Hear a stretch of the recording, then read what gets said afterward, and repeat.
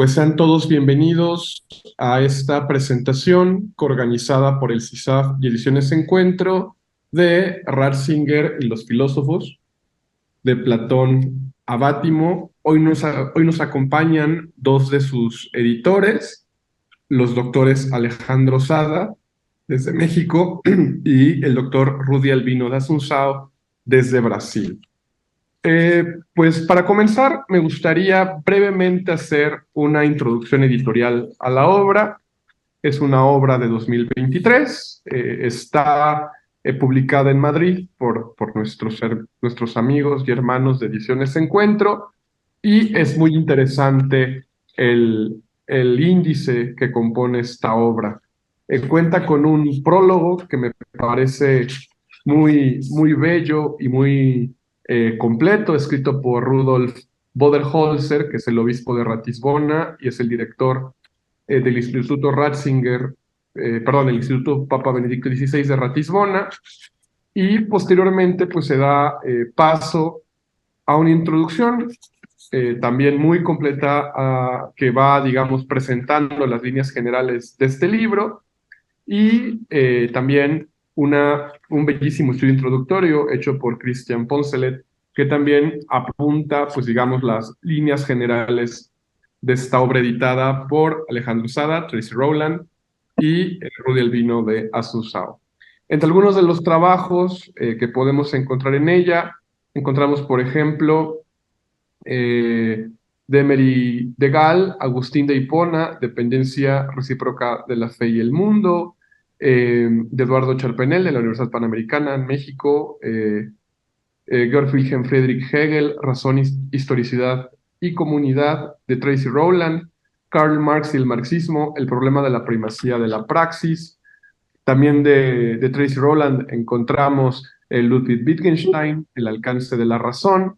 Del doctor Rudy Albino da Assunção, que hoy nos acompaña, encontramos Hans Kelsen, Richard Rorty y John Rawls, Relativismo filosófico y sabiduría de las tradiciones religiosas. Y desde luego también los dos artículos que Alejandro Sada ha escrito para esta obra, que son Jean-Paul Sartre, Verdad, Libertad y Responsabilidad, y Albert Camus, Sentido de la vida.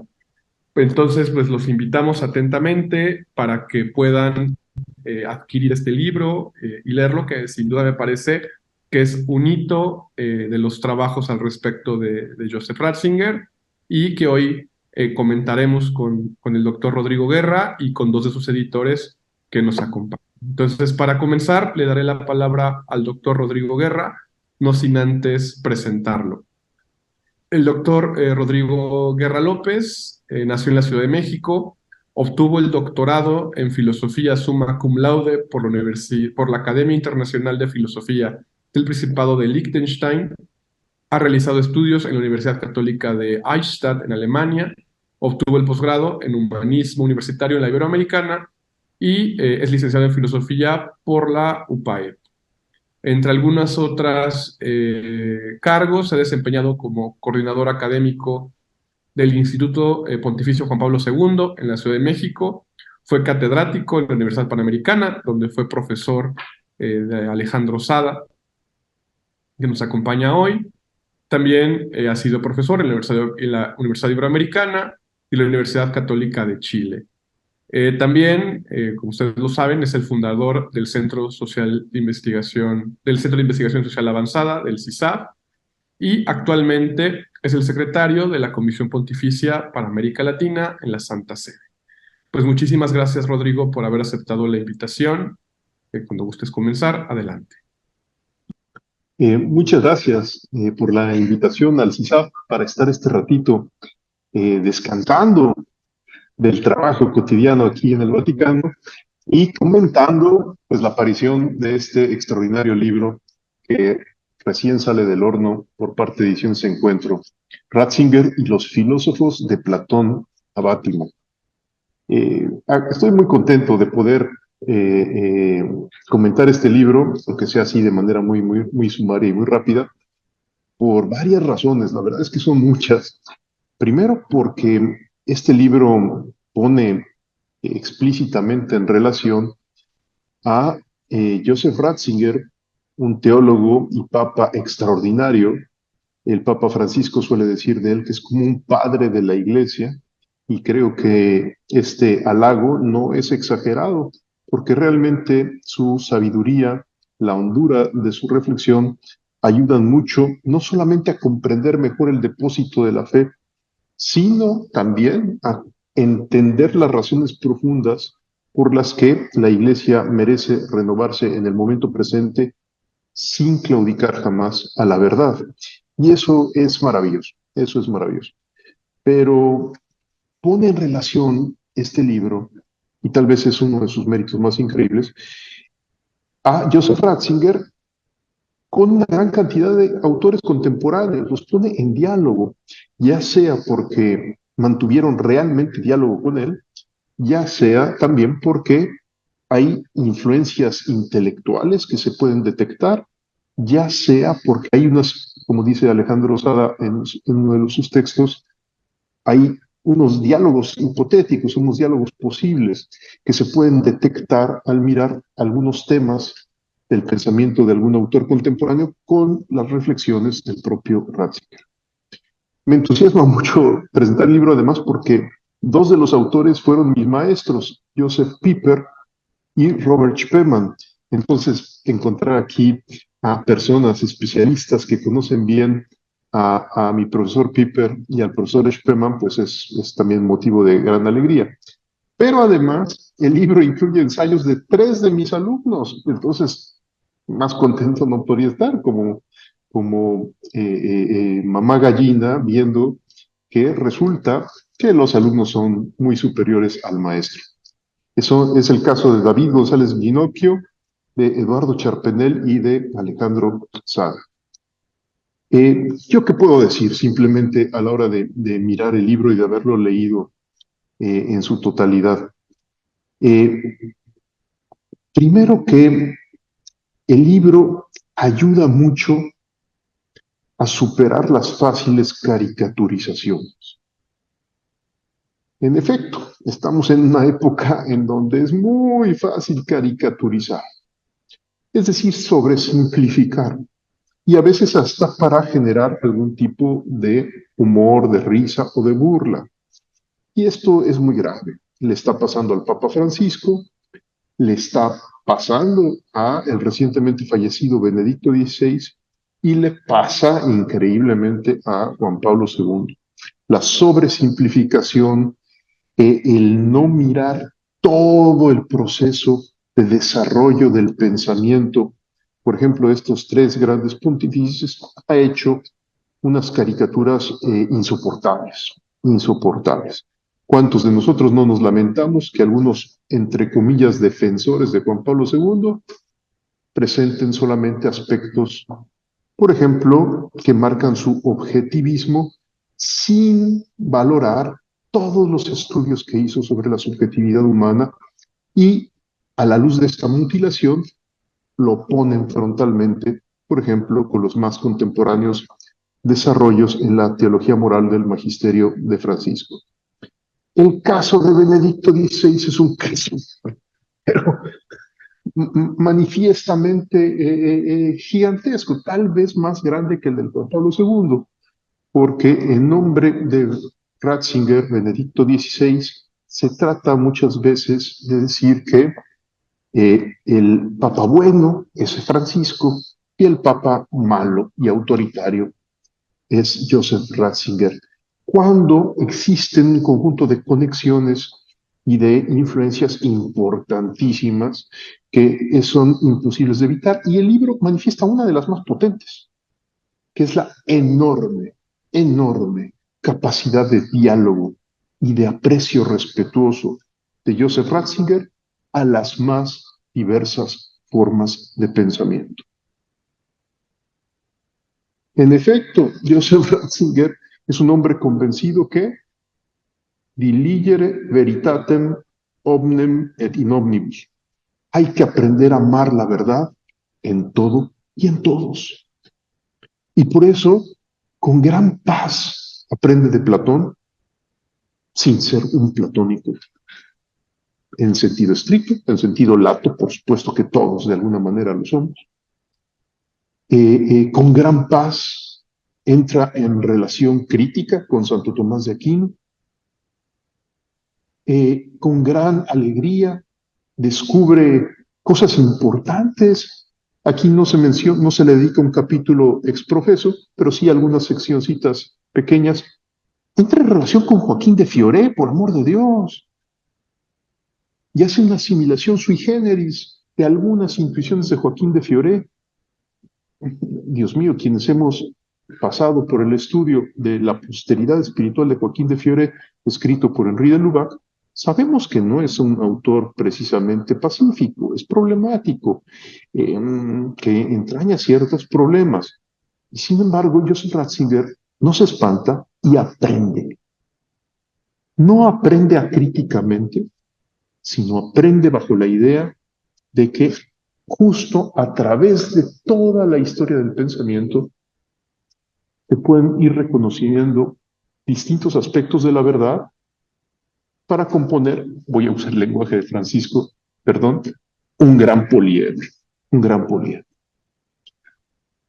Parece ser que mucho de este enfoque, en efecto, el libro nos lo exhibe, que se le debe a su maestro, al maestro que tuvo Joseph Ratzinger, a Gottlieb Zungen, que de alguna manera hacía ver cosas increíblemente similares a las que había descubierto Karol Wojtyła, Juan Pablo II, cuando era joven filósofo. Por ejemplo, que estas fáciles oposiciones entre ser y conocer no resisten una verdadera profundización sobre el sentido del ser. ¿Por qué? Porque el conocer también está abrazado dentro del ser. Y porque no solo el conocer se abre al ser, sino que es el ser el que está abierto al conocer. Perdón por usar estos juegos a lo mejor de palabras, pero lo que quiero decir es que oposiciones demasiado radicales entre sujeto y objeto, entre ser y conocer, entre voluntad libre y verdad sobre el bien, muchas veces nos llevan a fracturas o a esquemas de pizarrón que no reflejan exactamente la composición real de las cosas. Y en el mundo real, el ser abraza hasta fenómenos tan peculiares como el conocer y de esta manera muestra por dónde hay un ser eminentemente digno, como es la persona, y que manifiesta parte de esa dignidad justamente a través del uso riguroso de su razón. Conocer es ser. Esto suena Parménides, por amor de Dios.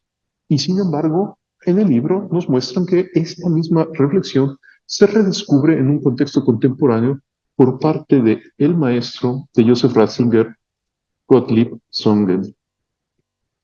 Más aún, cuando de repente vemos cómo Joseph Ratzinger entra en diálogo en otro ensayo del libro, por ejemplo, con Platón, con Agustín, con San Buenaventura, vamos descubriendo que, caray, también los fáciles clichés historiográficos que dicen que el autor del presente supera al del pasado, hay que matizarlos mucho, porque la verdad no progresa de manera iluminística simplemente por una especie de sustitución de autores en donde el más actual, iluminismo puro, es mejor que el de ayer. ¿Por qué digo esto? Porque en algunos manualitos por ahí aparecen cosas como que Santo Tomás superó a San Agustín. Pues en algunas cosas indiscutiblemente ayuda Santo Tomás a ver la maduración de muchas ideas de San Agustín. Y sin embargo, cuando uno de repente se sumerge en San Agustín y no se diga en San Buenaventura, uno descubre que difícilmente podemos hablar de que Santo Tomás supera a tal o cual, sino que en realidad vemos como la verdad es sinfónica, como diría Baltasar.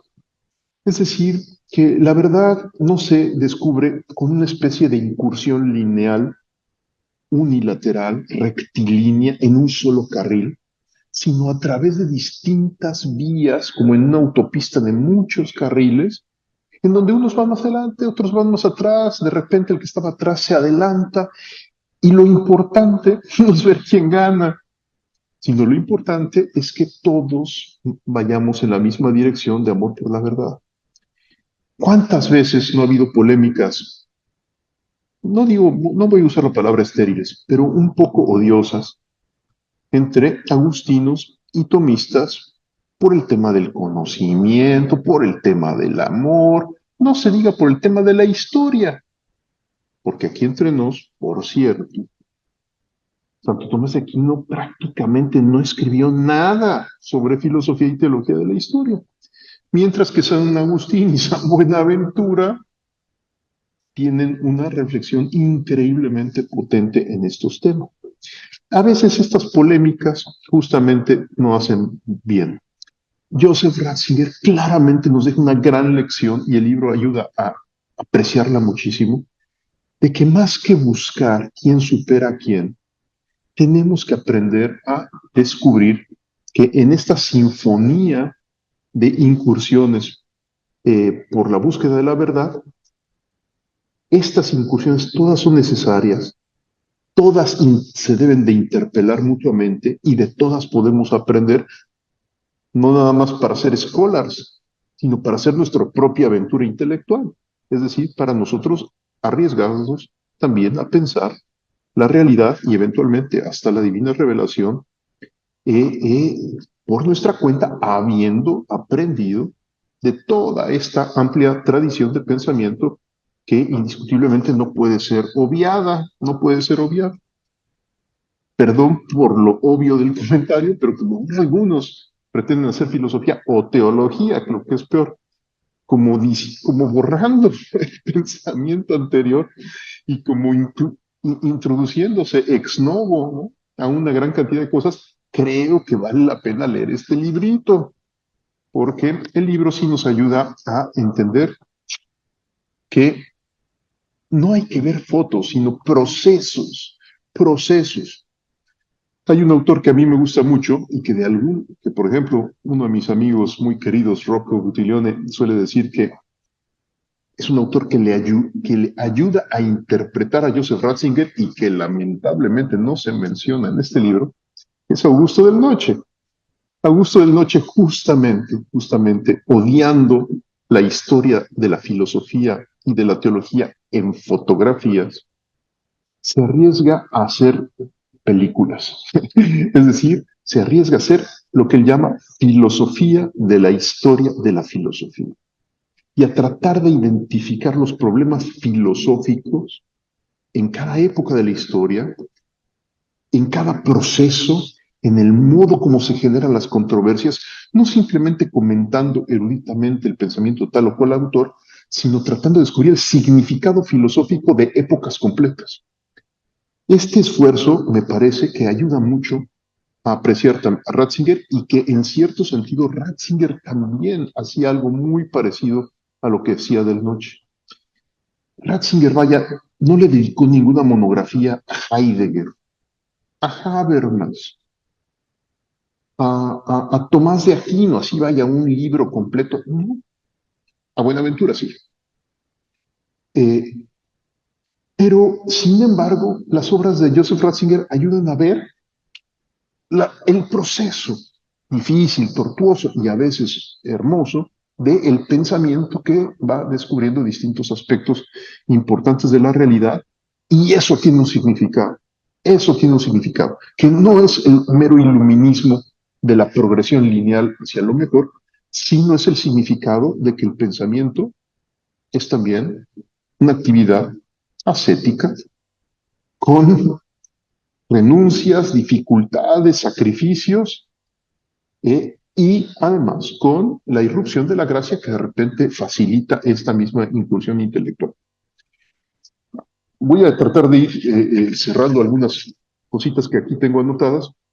Me llamó mucho la atención, por ejemplo, como David González Ginocchio comenta cosas que pueden parecer propias de la erudición filosófica y teológica de alguien dedicado a autores que hoy no están de moda, y sin embargo que son muy pertinentes, porque pueden ayudar a entender algunas cosas más contemporáneas. ¿A qué me refiero? Que comentando el modo como Ratzinger se relaciona con San Buenaventura. David González Ginocchio afirma que el problema de la revelación es diacrónico. El problema nunca es de solo pasados o solo presentes, sino que, por así decirlo, a través de la historia tenemos que irnos ayudando a comprender el depósito de la fe. En efecto, esto es muy actual. Esto es muy actual, sobre todo en momentos en que algunos podrían creer que la comprensión del depósito de la fe ya está congelada, definida y acabada en tal o cual autor o en tal o cual documento.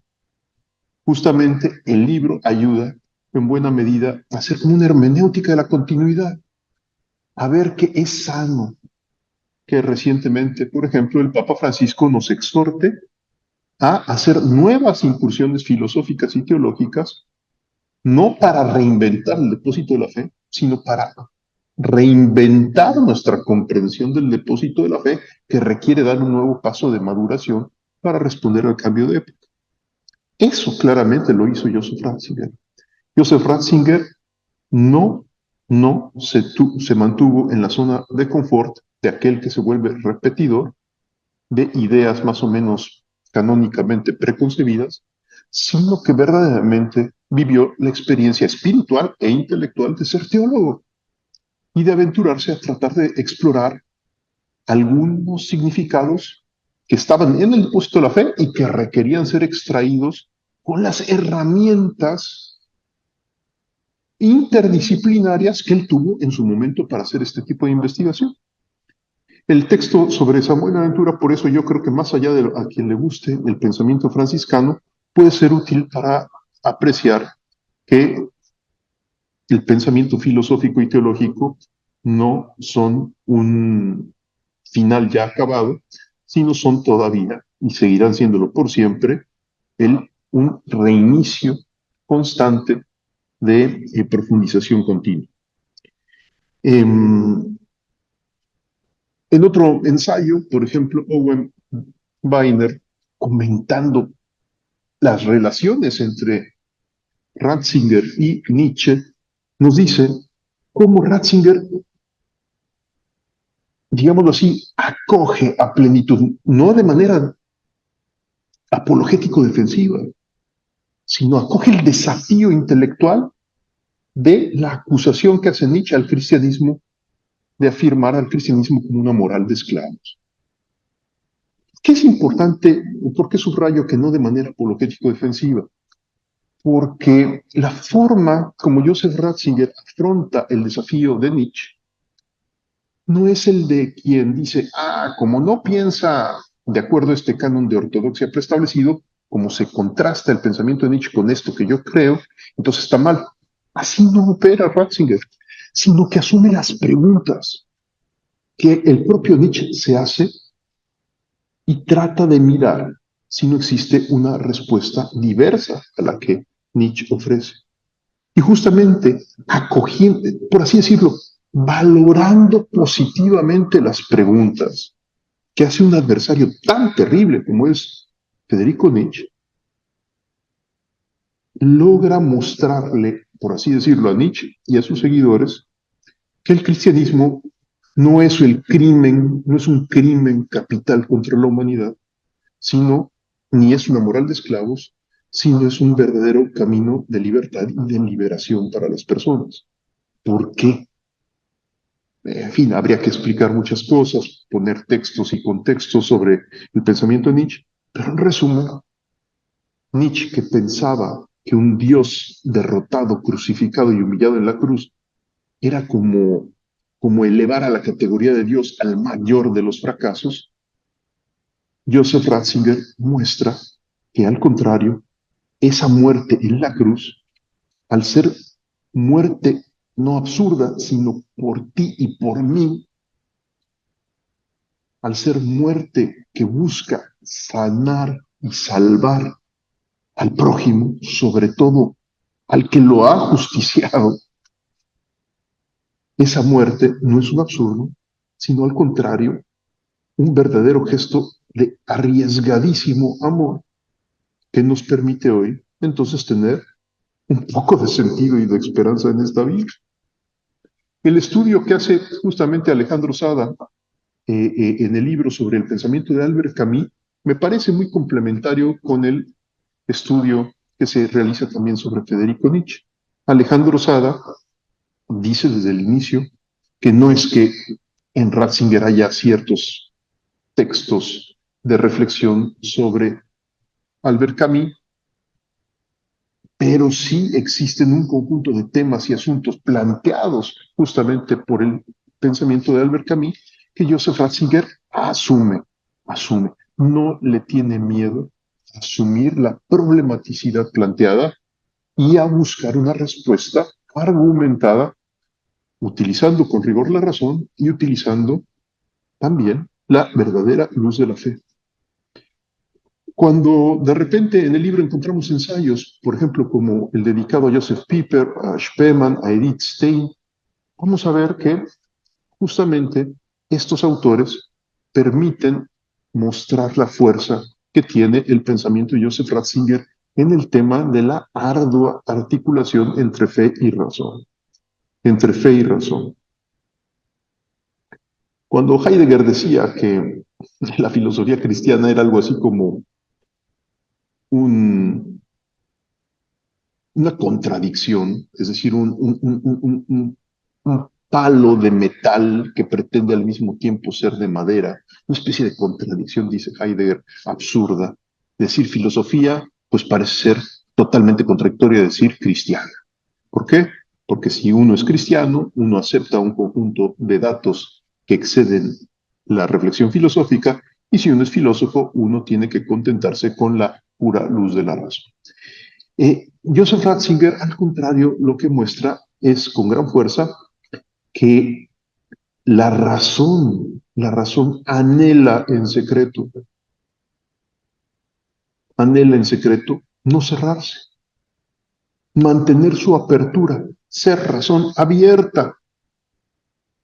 En otras palabras, como que la razón cuando se explora en su naturaleza estrictamente racional, es profunda nostalgia de que algo mantenga la apertura necesaria para poder apreciar la realidad y poder cumplir con su misión.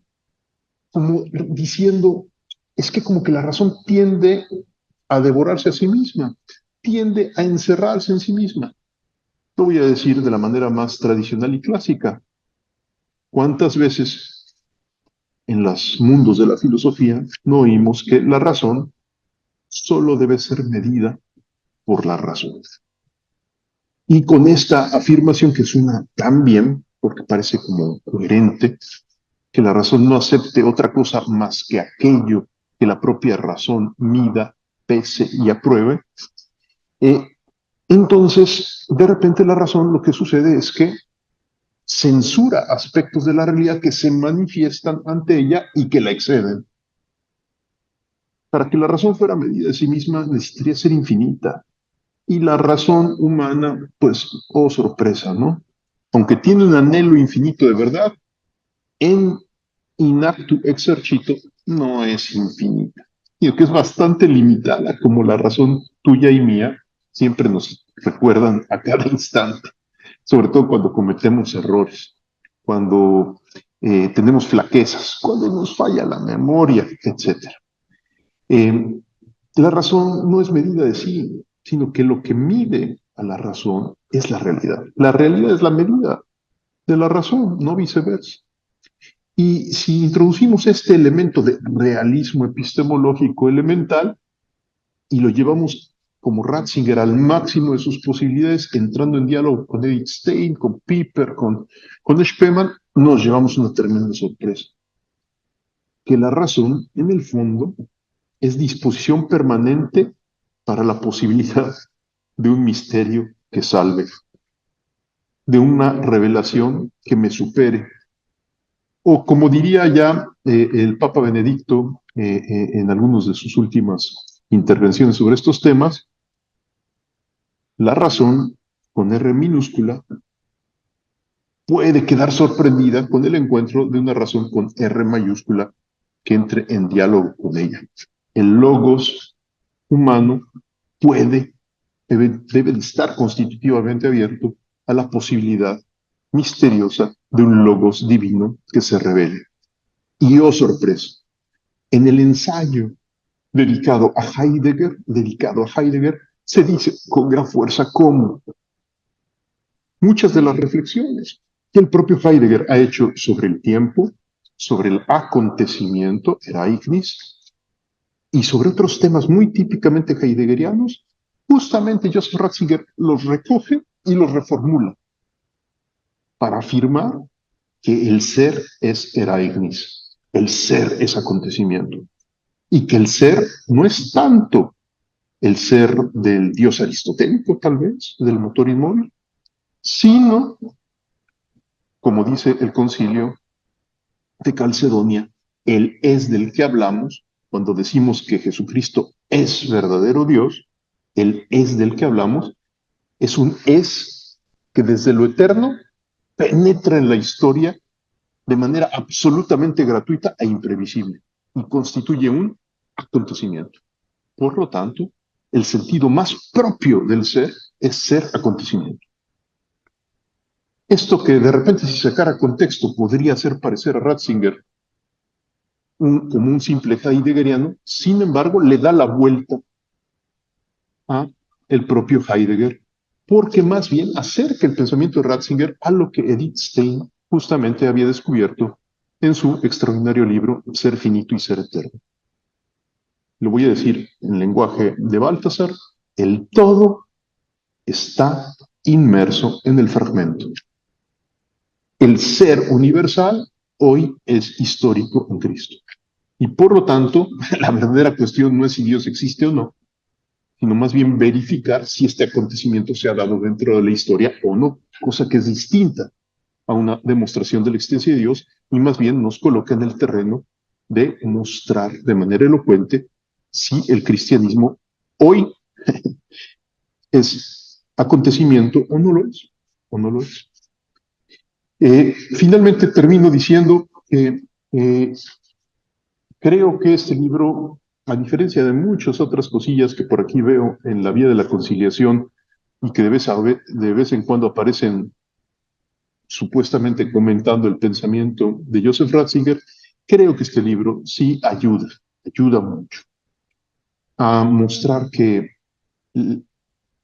una fe auténticamente vivida mueve a la razón a operar al máximo sus posibilidades y la coloca en actitud de diálogo, de respeto, de aprecio, nunca de combate, pero sí de afirmación valiente de la verdad que se ha encontrado, al grado que se puede decir que en el fondo creo yo que la filosofía y la manera de vivir la fe de Joseph Ratzinger siempre fue una gran celebración, una gran alegría. ¿Por qué? Porque aunque existan muchos problemas en el mundo contemporáneo, algunos muy duros y muy difíciles, sin embargo, y vamos descubriendo con paciencia lo que mueve a Joseph Ratzinger a entrar en diálogo, a arriesgarse a estudiar autores, a ser crítica aún de algunos autores importantes como Santo Tomás de Aquino. Lo que lo mueve no es, ¿cómo decir?, simplemente una especie de apetito intelectual más o menos desordenado. No, que lo mueve es la certeza absoluta de que la verdad y el bien ya han triunfado en la historia y que desde la eternidad la verdad y el bien nos invitan a sumarnos a esta lucha ya victoriosa. Esa es la hipótesis cristiana. La hipótesis cristiana consiste justamente en que el Dios que sostiene todo está dentro de la historia y nos da esperanza y luz aún en los momentos más oscuros, porque nada se sale de su control. Nada, nada. Si algo consuela a la hora de leer las obras de Ratzinger es eso, que claramente se percibe que es un hombre que está convencido de que la existencia humana no está abandonada a sus propias fuerzas, sino que existe una fuerza superior a las nuestras que nos acoge, nos cura, nos reconstruye aún en el más oscuro de los escenarios. Esta convicción eminentemente cristiana salva a la razón. Salva a la razón de su autosuficiencia y le ayuda a mantener una sana apertura epistemológica que le permita reconocer eventualmente la posibilidad de la racionalidad de la revelación. Les agradezco su paciencia, agradezco la oportunidad para hacer este comentario y si les parece, pues pasamos a algún diálogo y conversación. Muchísimas gracias, Rodrigo, por tu magnífica presentación y participación muy completa, pues no solamente del libro, sino también de los alcances del pensamiento de Joseph Ratzinger en relación con los grandes problemas que nos presenta la filosofía al respecto de la fe. Entonces, siguiendo nuestro programa, presentaré a uno de los editores de la obra que nos acompaña, que es el profesor Alejandro Sada. Alejandro Sada es doctor en filosofía summa cum laude por la Universidad de Navarra. Desde 2011 trabaja como profesor e investigador en la Universidad Panamericana, en donde ha impartido diferentes asignaturas de grado y posgrado, tales como Historia de la Cultura, Persona y Sociedad, Ética, Antropología Teológica 1 y 2, Introducción al Cristianismo, Filosofía Social, Hombre y Mundo Contemporáneo, Joseph Ratzinger en diálogo con la cultura.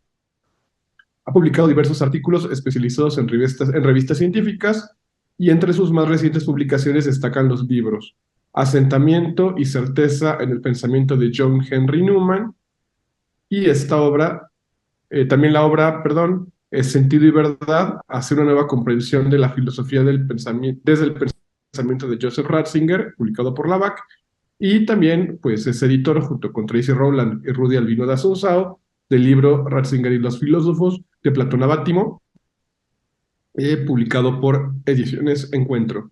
Pues muchísimas gracias, Alejandro, por haber aceptado la invitación y también pues por regalarnos esta gran obra que sin duda creo que retrata mucho de lo importante que hoy es tener este diálogo entre fe y razón digamos, con el máximo rigor académico posible. Muchísimas gracias. Muchísimas gracias, José Miguel, y aprovecho también para agradecer al CISAB, a Ediciones Encuentro y a Rodrigo Guerra, mi profesor, por haber participado en esta presentación y por sus valiosas reflexiones, muy importantes. Yo quiero contar, por una parte, un par de anécdotas de cómo llegamos a la idea de que teníamos que publicar este libro y después compartir también con ustedes un par de ideas sobre por qué considero que es un libro relevante. En primer lugar, me gustaría decir que es un libro que no me puedo apropiar como mérito individual, sino que es un libro que por mucho y en muchos sentidos me rebasa. Es un conjunto de esfuerzos y una convergencia de distintas historias. Coincidimos en el mismo interés por distintos caminos, Rudy, Tracy, Rowland y yo. Y bueno, les voy a contar mi perspectiva, cómo inició mi inquietud por empezar a trabajar en un libro de este tipo. Yo hace unos años hice mi doctorado con Pablo Blanco, que hace una hora, más un par de horas, acaba de recibir el premio Ratzinger 2023. Estudié con él el tema de la filosofía. ¿Qué es la filosofía para Joseph Ratzinger? Y sobre todo, ¿qué le pasa a la filosofía cuando entra en contacto con la revelación? ¿Cómo se transforma? Hay muchas preguntas cuando ocurre ese contacto. La fe succiona a la filosofía succiona a la fe, se tienen que mantener distintas, separadas, juntas, hechas una, o de qué manera se tiene que mantener ese balance entre fe y razón. Y bueno, ese es el estudio que dio origen a esta inquietud, porque mientras yo estudiaba qué es la filosofía para Joseph Ratzinger, primero quedé sorprendido por la increíble capacidad de diálogo que ya mencionaba Rodrigo Guerra, una increíble capacidad de diálogo honesto, respetuoso, que me dejaba admirado, ¿no? No solamente estaba yo delante de una cultura filosófica increíble, me daba cuenta de que Ratzinger hablaba de Marx, de Nietzsche, de Aristóteles, de Hegel, de Platón, y yo iba tomando nota. Empecé a soñar con hacer una antología, porque decía, sería fantástico tener un libro en el que pudiéramos ver como equipados o divididos en secciones todos los momentos en los que Ratzinger habla de los diferentes filósofos, y yo soñaba, bueno, pues publicaría un libro algún día que se llame Ratzinger y los filósofos, escribiría una pequeña introducción para cada colección de textos de Ratzinger y ya está. Pero poco a poco me di cuenta de que era un proyecto al que yo no me podía aventurar solo, porque un esfuerzo de este tipo requiere la colaboración de expertos, verdaderamente expertos, que le hagan justicia a los autores que se van a tratar, ¿no? Por ejemplo, yo no soy experto en Hegel, como Eduardo Charpenel, entonces necesitas a un experto en Hegel que no haga una caricatura de Hegel al momento de ver de qué manera dialogan Ratzinger y Hegel. Entonces nos propusimos, bueno, en este momento hablé con Rudy y para mi sorpresa Rudy tenía una idea pues muy similar. También Rudy consideraba que la filosofía era un elemento importantísimo en el pensamiento de Joseph Ratzinger y que además había como una especie de déficit en la literatura que se había publicado hasta el momento, explorando cómo Ratzinger entabla este diálogo con las tradiciones filosóficas y con la cultura de la filosofía en general. Así que pronto nos pusimos en marcha. Decidimos Rudy y yo que debíamos invitar a Tracy Rowland, porque es una mujer que también ha dedicado mucho esfuerzo intelectual a no solo al estudio del pensamiento de Ratzinger, sino a tratar de comprender también cuál es el rol de la cultura dentro de la historia y del diálogo entre la fe y la cultura en la historia. Entonces, entre los tres nos sentamos y hicimos una lista, una selección de filósofos que van desde Platón a Bátimo, son 20 y pico de filósofos, y al principio nos basamos en los más mencionados, ¿no? Unos no son tan mencionados, pero hay mucho material que puede ser puesto en diálogo con el pensamiento propio de ese autor. Y bueno, llegamos a esta selección y después empezamos a buscar a la persona idónea en el mundo para poder escribirlo. Total que además fue una aventura muy osada. Este fue el primer libro que yo me animé a editar, y me animé a editar de una forma muy ambiciosa, porque dijimos, vamos a publicarlo en inglés, en alemán, en portugués, en español. Claro, uno no sabe lo que está diciendo hasta que tiene el problema sobre el escritorio, ¿no? Se aprobó el proyecto, conseguimos recursos y entonces los autores entregaban sus textos en diferentes idiomas y después había que traducirlos a los otros 4 idiomas, ¿no? La base la mayoría de los textos venían en inglés, había que pasarlos después al alemán y después al español, ahora se van a pasar también al portugués, pero bueno, pues quedó más rápido la edición de Encuentro, que a pesar de no ser la base es fundamentalmente inglés. Pues fue la que primero trabajamos y que la primera que dejamos lista para su publicación. En febrero tendremos publicada la versión en inglés por Bloomsbury y más adelante veremos también salir la versión en alemán. Esperemos en Dios, ¿no? Pero bueno, era un proyecto increíblemente ambicioso. Yo no sabía lo que significaba transportar 1500 notas al pie de página, 1500 citas de textos en un idioma a otro idioma, porque hay que buscar ahora en la edición en inglés en donde Kant dice eso, ver la página de la traducción en inglés, porque Bloomsbury quiere que le indiques en donde Kant cita en inglés, ¿no? Total, es un trabajo increíblemente exigente, pero no lo hice yo solo, lo hicimos todo un equipo y afortunadamente el libro ya está listo. Ahora, quisiera decir por qué me parecía importante en un inicio, ¿no? Porque lo que yo iba descubriendo al hacer mi estudio doctoral es que existe una importancia tremenda en comprender cómo se relacionan adecuadamente la fe y la filosofía. Es uno de los temas en los que Ratzinger no para de insistir. La fe y la filosofía necesitan continuamente colaborar la una con la otra. No pueden existir de forma plena la una sin la otra. Desgraciadamente, en la historia, hemos visto muchos casos en los que la filosofía sospecha de la fe, como lo que antes era una unidad, después una distinción, se convirtió en una separación marcada por una brecha aparentemente insalvable. Empezamos a aspirar a un ideal de razón pura, de razón autónoma, de razón cerrada en sí misma, y la fe parece como algo que viene a contaminar la pureza del pensamiento racional, como algo que le viene a quitar a la filosofía su rigor, porque nos viene a invadir de elementos fiduciarios que rebasan lo estrictamente racional, de modo que la filosofía parecería sacrificar su racionalidad si le da entrada al dato revelado. Por otro lado, hemos visto un rechazo también de la fe hacia la filosofía, un rechazo del otro lado, ¿no? Hay una serie de corrientes filosóficas que interpretan la filosofía como un elemento griego, como una helenización de la fe bíblica, y entonces hemos visto corrientes cristianas que pretenden separar lo más que se pueda la racionalidad filosófica de la fe para mantener a la fe dentro de una pureza bíblica, ¿no? Ratzinger, por supuesto, insistía, ¿no? Cuando la fe se expresa filosóficamente, no está añadiendo elementos ajenos, extrínsecos a sí misma, sino que está expresando su seriedad. La fe está mostrando que tiene que ver realmente con lo que las cosas son, de modo que de algún modo debe de poder ser expresada filosóficamente. En fin, este mutuo rechazo de la filosofía por la fe y de la fe por la filosofía es al final suicida, porque le impide la fe llevar a cabo su labor misionera, como explicaré en un momento, y aceptar su seriedad ontológica, y le impide a la filosofía también completar su vocación originaria, que es mantenerse siempre abierta, dócil, fiel a la realidad, y tratar de, con esperanza, ir moviéndose hacia la comprensión de las causas últimas. Es una especie de boicot por parte de la filosofía, tratarse de separar de la fe, y lo mismo la fe cuando trata de separarse de la filosofía. La filosofía necesita de la fe, en primer lugar, porque, como digo, la filosofía, la fe, perdón, le permite a la filosofía realizar su vocación de moverse hacia la comprensión holística y radical de la realidad.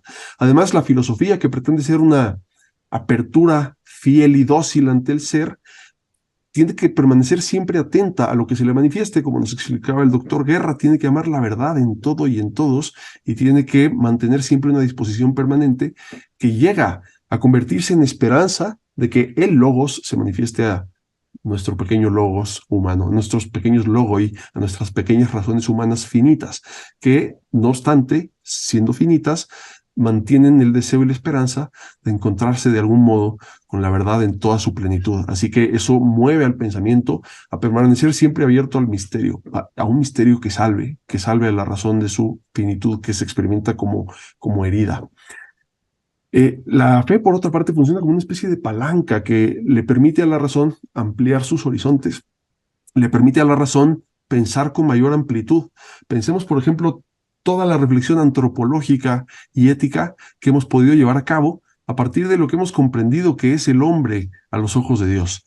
El hombre a los ojos de Dios, como se nos ha revelado, es mucho más de lo que hubiéramos podido imaginar que es el hombre desde nuestras meras preguntas racionales. El hombre como un hijo de Dios destinado a la salvación, redimido. Esto nos hace pensar con una nueva reverencia en la persona que nos permite elaborar una nueva y vigorosa ética y antropología que no sería posible si simplemente nos mantuviéramos con los oídos tapados frente a lo que se nos ha manifestado en la revelación. La fe funciona como una palanca que nos mueve a horizontes más amplios. Decía Heidegger, como mencionó el doctor Guerra, que no puede haber, según Heidegger, un cristiano creyente, porque eso sería una contradicción, un hierro de madera. La filosofía es esencialmente pregunta, piensa Heidegger. Así que si uno pretende tener la respuesta, ha traicionado esa apertura expresada en la pregunta. Ha dejado de preguntar porque cree que ya tiene la respuesta. La respuesta de Ratzinger a Heidegger es fascinante. Le dice, no, sí es verdad que la fe ofrece respuestas, pero no son respuestas del tipo que silencien a la pregunta y que la clausuren y que terminen por responder de modo definitivo. La respuesta de la fe siempre supera al preguntar humano, que es siempre un preguntar limitado, un preguntar diminuto. La fe le ayuda al hombre a preguntar más, a preguntar con mayor profundidad. Así que, por ejemplo, cuando ante la pregunta de por qué el ser y no la nada, la revelación responde con la doctrina de la creación, esto no nos anula el misterio, ni nos resuelve, por ejemplo, por qué Dios creó, ¿no? Romano Guardini reflexionaba espectacularmente sobre el misterio de que un Dios que no necesita nada, que es pleno en sí mismo, en un dinamismo trinitario de comunión, por decirlo así, se desborde hacia afuera en un don que no le sirve para nada, ¿no? Esto es algo muy misterioso que no queda resuelto simplemente por decir que el mundo fue creado. No se acaban las preguntas, sino que las preguntas alcanzan una nueva profundidad. Ahora nos preguntamos, ¿por qué Dios crea? ¿Por qué Dios es amor? ¿Por qué el amor es creativo? Un montón de preguntas nuevas que antes no existían. Y estas preguntas han nacido precisamente de que hemos dejado entrar a la revelación en nuestra reflexión y en nuestro preguntar filosófico. Por otra parte, la fe le permite a la filosofía atender con rigor y seriedad las preguntas últimas por el sentido de la existencia humana. Porque sin la fe, sin el diálogo con las religiones en general y sin el diálogo con la fe cristiana en particular, la filosofía termina, como hemos visto, encerrada en un juego de conceptos, en un empirismo, en un esfuerzo por igualarse en exactitud a la ciencia, y termina por renunciar a las preguntas por la verdad, que son las preguntas que ofrecen de verdad sentido a la existencia humana. Por otro lado, la fe también necesita de la filosofía, porque la fe, por su estructura interna, decía Ratzinger, busca ser comprendida por la razón. Recordemos que la fe no es algo simplemente distinto de la razón, o radicalmente distinto de la razón, sino que la fe humana es una opción por la razón, es una opción por el logos, es un arrojo para comprender la realidad como proveniente de un logos creativo que lo impregna todo. De modo que creer en este logos que se nos revela, en el logos hecho carne, nos exige tratar de poner en relación a ese logos que se nos revela con nuestro logos con el que intentamos hacernos sentido de lo que son las cosas. La fe requiere ser comprendida, reclama ser comprendida, le pide al intelecto echar raíces en su estructura racional. Y precisamente decía Ratzinger que esta es una de las grandes vocaciones de la filosofía, y que por cierto es una de las grandes vocaciones de la filosofía en su relación con la fe. Ayudarle a la fe a que la revelación se comprenda como respuesta a las preguntas de la existencia humana. Decía Joseph Ratzinger que muchas veces la predicación o el anuncio de la fe fracasa, no porque no se anuncie con valentía y claridad. Sí se anuncia con valentía y claridad, pero muchas veces se anuncia con valentía y claridad sin poner atención a las preguntas de la generación, a la sensibilidad de la generación que está buscando la verdad y el sentido de su existencia. Es vocación de la filosofía mantener abierta y despierta esta pregunta, mantener abierta la pregunta, porque si no, la fe no puede ser comprendida como respuesta. La vocación filosófica consiste entonces principalmente en poner de manifiesto esto que descubre San Agustín cuando dice que me he convertido en una pregunta para mí mismo. Poner de manifiesto que el hombre es un problema que busca ser resuelto y mantener abierta y dilatada esa pregunta para que la fe pueda ser comprendida como respuesta a esa pregunta originaria. Por otro lado, también la filosofía le permite a la fe expresarse universalmente, porque la razón es un lenguaje universal. Si la fe no se sirve de la razón para abrirse a la universalidad, tendría que estar acotada a un sector, a un mensaje sectario, a un contexto específico. La fe puede superar los contextos culturales específicos, los tiempos y las culturas, precisamente porque logra echar raíces en la racionalidad humana y de este modo logra conectarse con la universalidad de la razón y apelar a todos los hombres de todos los tiempos. Acordémonos aquí que la fe al principio, en el primer siglo, no se presentaba como una fe junto a otras, ni encontró alianza con ninguna religión existente, sino que la fe al principio se entendió como la filosofía verdadera, como el descubrimiento de que hemos visto a la verdad, hemos visto a la sabiduría, y ahora podemos hacer una filosofía que no es nada más hipótesis, que no es nada más a tientas, ¿no? o a oscuras, sino que la sabiduría se ha manifestado de modo que la filosofía se puede hacer de un modo nuevo. Por eso, al principio la filosofía, la fe se entendía como la religio vera, ¿no? Como la religio vera y la filosofía vera. La filosofía se convirtió rápidamente en un aliado porque le ofreció el lenguaje, la posibilidad lingüística, la estructura racional a la fe de comunicar su seriedad ontológica y su alcance universal. Cuando ocurre la unión entre Jerusalén y Atenas, entre la fe y la filosofía, no estamos viendo una helenización de la fe, no estamos viendo como que la fe se comprometió con Grecia, ¿no? Con los griegos, sino que resulta que los griegos, de una forma extraordinaria, se habían abierto a la razón de una forma ejemplar, y la razón es universal. La fe no se une con Grecia por ser Grecia, sino porque en Grecia el hombre se ha abierto a la universalidad de la razón de un modo paradigmático, y en ese sentido nos ofrecen los griegos un ejemplo de cómo se pregunta racionalmente, y en esa pregunta la filosofía puede expresar, la fe puede expresar todo su potencial de respuesta, todo su potencial para responder lo que el hombre busca. La teología, como reflexión científica de la fe, y la filosofía deben permanecer en permanente colaboración mutua. Esto es lo que queríamos exhibir en este libro, ¿no? Ratzinger nos invita a repensar este antiguo paradigma medieval según el cual la filosofía es la esclava de la teología. Ratzinger, bueno, no niega que esto sea en cierto sentido verdadero, en el sentido que la teología, la teología sí es no una disciplina académica, sino que es la reflexión sobre la revelación. En efecto, todas las ciencias, incluida la filosofía, sirven para que la teología pueda realizar su labor de reflexionar sobre lo que la revelación nos ha comunicado. No obstante, Ratzinger nos invita a dar un paso más, porque él está de acuerdo con Juan Pablo II, que en Fides et Ratio escribe o comenta esta idea de que debe de haber una circularidad más intensa entre la teología y la filosofía. Cuando Ratzinger hablaba de esta circularidad, decía, en Fides et Ratio se habla de un movimiento circular, estoy citando a Ratzinger, entre la teología y la filosofía. Y el Papa lo entiende en el sentido de que la teología ha de partir siempre de la palabra de Dios. Pero como esa palabra es verdad, tendrá que ponerse siempre en relación con la búsqueda humana de la verdad, con la lucha de la razón por llegar a la verdad, y por tanto tendrá que entrar en diálogo con la filosofía. La búsqueda de la verdad por parte del creyente se realiza, según esto, en un movimiento en el que escuchar la palabra que ha sido pronunciada y la búsqueda de la razón se encuentran incesantemente. Y con ello la fe, por un lado, se hace más profunda y pura, pero por otro también el pensamiento se enriquece porque se le abren nuevos horizontes. Fin de cita. O sea, para Joseph Ratzinger, esta idea de Juan Pablo II de la circularidad es muy atinada y es fundamentalmente verdadera. Sin embargo, Joseph Ratzinger quiere empujar todavía más. En algún momento llega a escribir, a mí me parece que esa idea de circularidad todavía se podría emplear un poco más.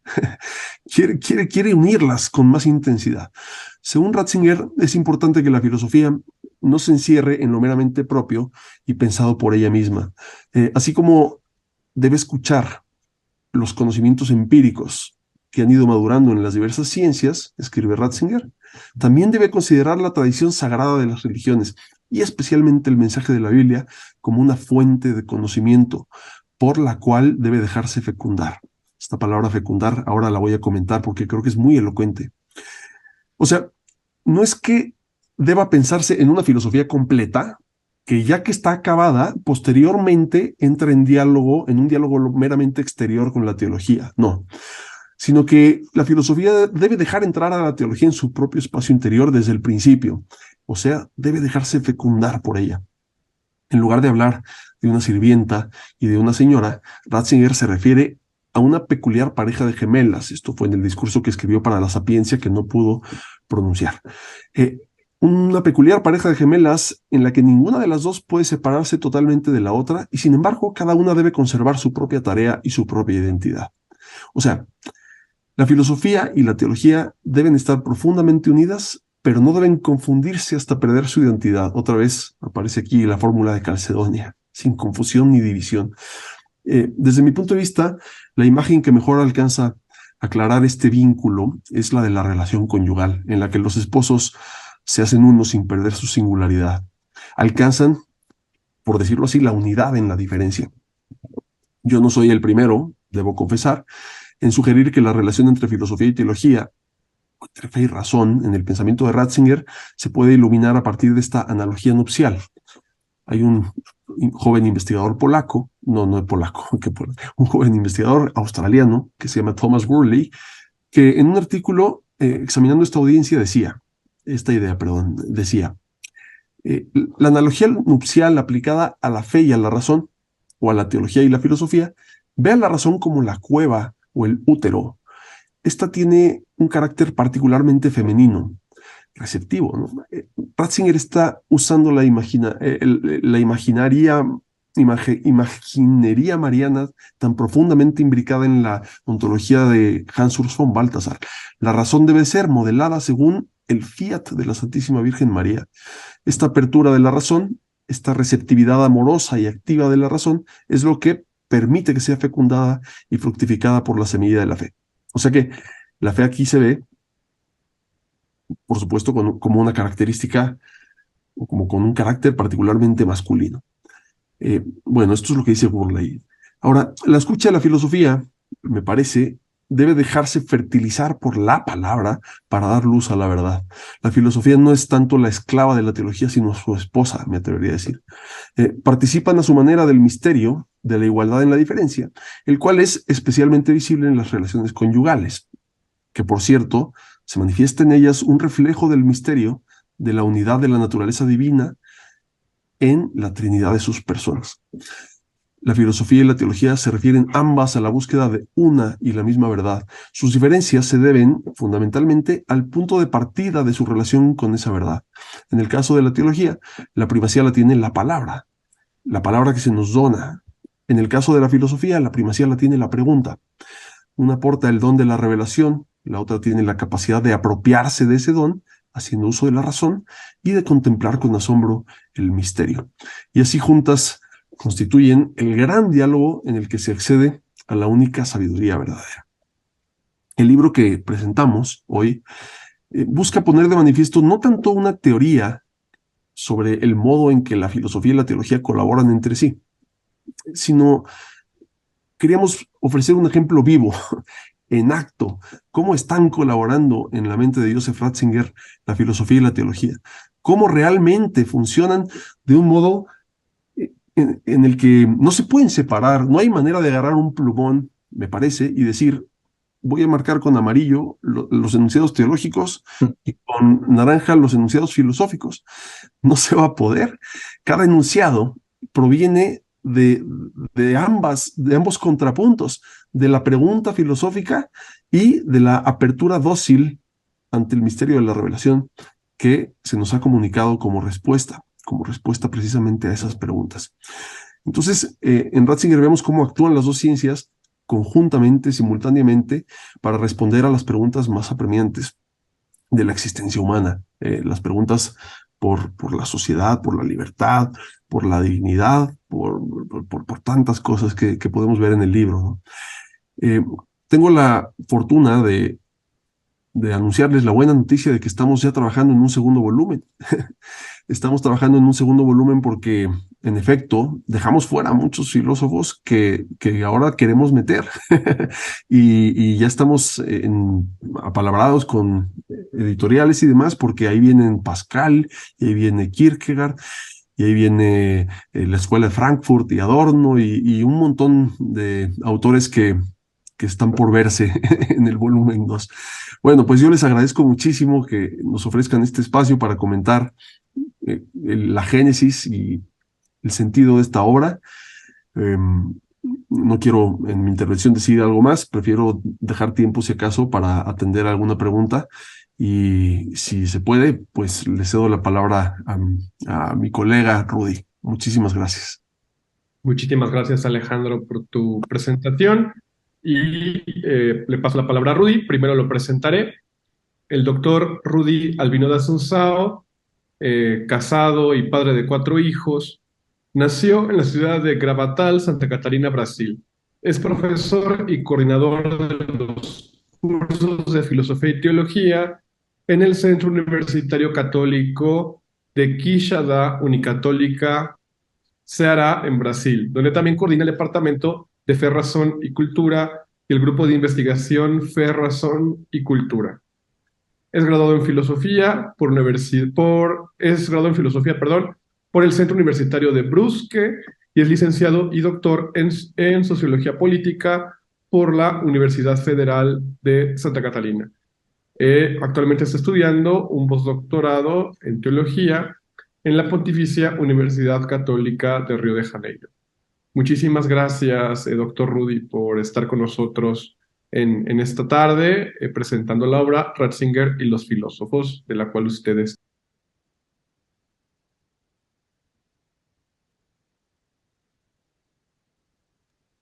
Está cerrado el micrófono. No. Eh, ¿Todos me escuchan ahora? perfecto. Pero ahora ya te vemos.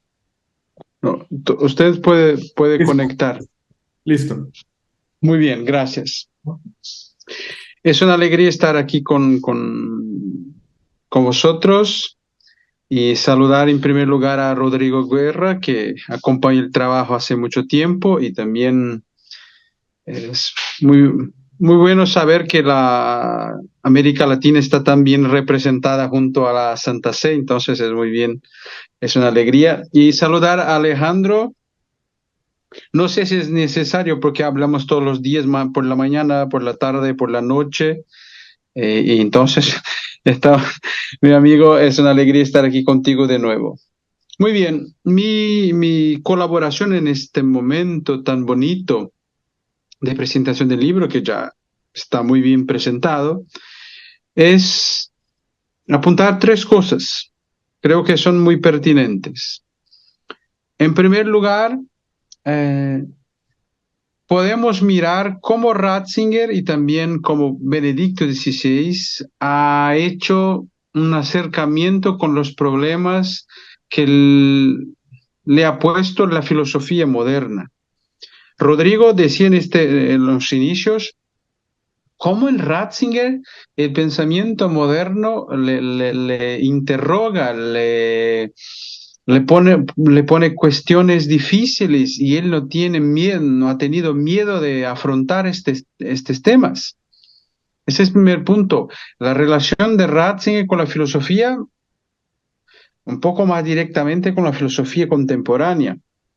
En segundo momento, quiero hablar muy objetivamente que el acercamiento de Ratzinger con la filosofía no es algo marginal, no es una cosa que a muchos puede parecerles que Ratzinger quiere hablar de filosofía con los filósofos para darle al cristianismo un verniz, una característica de erudición, de apertura. No, no, no, no. Esto no es marginal, no es tangencial, esto es esencial, esto está en el corazón de su teología, esto está en su epistemología, el modo como él mira la realidad, el modo como él hace teología, el modo como él concibe su cristianismo es un modo en que el matrimonio entre fe y razón es muy real, es muy práctico. Y un tercer momento, quiero hablar muy rápidamente también sobre los autores que yo he explotado, desarrollado en el libro y que me parecen son muy característicos de este acercamiento de Ratzinger con el pensamiento moderno y postmoderno. En primer lugar, yo he estudiado muchísimo las encíclicas de Benedicto XVI, incluso en portugués he organizado la edición más formal, vamos a decirlo así, de las encíclicas. Y un estudio aquí en este libro, leyendo de forma un poco general sus encíclicas, de modo un poco prioritario sus dos primeras encíclicas. Si miramos con atención a Deus Caritas Est y Spe Salve, las dos encíclicas tienen un movimiento que nos ayudan a comprender el pensamiento de Ratzinger. Por ejemplo, Ratzinger en Deus Caritas Est empieza con un problema del lenguaje. Eso es muy moderno. El primer problema es que, ¿cuál es la idea de amor que tiene el mundo moderno? ¿Cuál es la concepción de amor cristiano? Y aquí entran Nietzsche y otros filósofos. Entonces, cuando Benedicto XVI, en los inicios de su pontificado, escribe evidentemente una encíclica muy influenciada, muy caracterizada por un diálogo con Agustín, sin embargo también una encíclica muy ecuménica porque Él está dialogando aquí en el fondo con Nygren, que es un teólogo protestante, sobre la concepción de amor, ¿sí? En esta conexión entre amor, eros y ágape, que el cristianismo no es puro ágape sin eros, sin corporeidad, sin la afectividad, sin la sexualidad, sin el deseo. No, hay esta visión muy integradora de Ratzinger aparece aquí en esta encíclica. Y Ratzinger parte justo de un diálogo con un filósofo que nos presenta una visión sobre todo distorsionada del amor cristiano. Y a partir de este problema, de este diálogo, de este problema que le pone la filosofía moderna, Benedicto XVI construye un edificio para presentarnos una relación integradora de amor cristiano que comporta eros y ágape, hasta llegar a gran novedad de la fe bíblica y sobre todo a la persona de Jesucristo. Esto es fundamental. En especial el movimiento es inverso, sin embargo es doble como el primero. En especial Ratzinger empieza acercando el concepto, la virtud de la fe con la virtud de la esperanza, casi identificándolas, ¿sí? Partiendo de la carta a los hebreos, y pone la visión del Nuevo Testamento sobre la fe, sobre la vida eterna, sobre tal vez y ahí empieza a hablar de la filosofía moderna y dice, la fe cristiana es una fe individualista, porque olvida el cuerpo, olvida la colectividad, hasta que él llega a un punto que me parece fundamental del diálogo filosófico del Papa Benedicto, que es la transformación de la fe-esperanza cristiana en el tiempo moderno. Entonces él dice, la filosofía moderna, en algunos puntos, toma el concepto de esperanza cristiano, el concepto cristiano de esperanza, lo cambia, lo vacía, lo desarrolla en una dirección muy lejana del concepto original y intenta hacer este cambio, esta transformación en nombre de una mala interpretación de la visión cristiana, porque de un lado vamos a acusarla de una esperanza individualista, ¿sí? Porque tiene solo conexión con el anhelo por una salvación del alma solamente. Ratzinger dirá, no, es la fe cristiana, la esperanza cristiana tiene una dimensión comunitaria en primer lugar. La fe cristiana no olvida el mundo, sus contracciones, sus problemas de justicia, nada de esto está en el patrimonio cristiano de esperanza. Porque esto a mí me parece muy interesante, porque aquí hablará justo con autores como Bacon, Kant y Marx. La pregunta que Benedicto hace es precisamente esta. ¿Cómo estos filósofos han leído la tradición cristiana? Y aquí me parece esto muy interesante, que si leemos a Ratzinger, a Benedicto XVI con mucha atención, miraremos una cosa muy sencilla.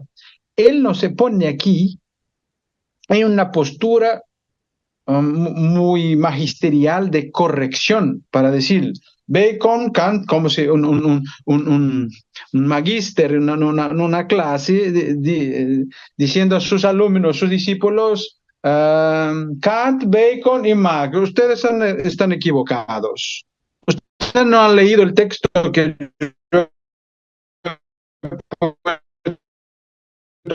para ustedes de forma para decirles lo que ahí tiene de cristiano todavía y lo que no tiene, porque cristiano, tanto que esto para mí es muy significativo, porque Ratzinger dice, mi encíclica, Papa Benedicto XVI, mi encíclica pide que la filosofía moderna, el pensamiento moderno, haga una autocrítica de su concepción de esperanza.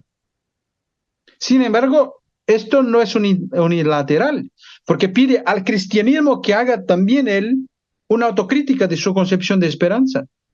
Incluso versiones de piedad y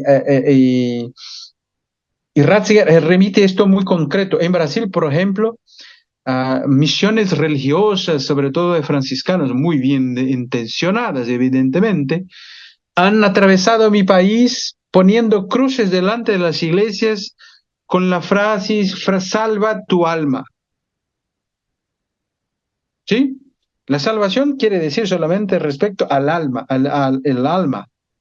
No, no, en la antropología cristiana el hombre es mirado de una forma integral, su corporeidad y su dimensión espiritual. Entonces, hay que criticar también algunos tipos de piedad, de espiritualidad, que por más tradicionales que nos parecen, no están radicadas en esta fe bíblica que encontró de hecho y asimiló la filosofía griega y nos regaló, por ejemplo, a la totalidad de los libros que encontramos, por ejemplo, en la Septuaginta. Entonces, eso es fundamental.